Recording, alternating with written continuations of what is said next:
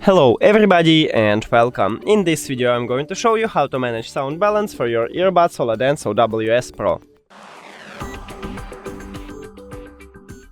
You have to start by open the application and now go to the settings right here. And right here in the customization line we have sound balance, so click on it. If you wanna increase it for the right earbud, just move it to the right. Just make something like this and check it, maybe it's the best one for you, or you can also give it on the maximum. And the same with the left one, just move it to the left, check it, and that's it.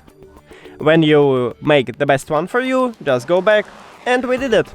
Thank you for watching this video. If you found it helpful, please consider subscribing to the channel and leave the like on the video, it's really important to us. See you later!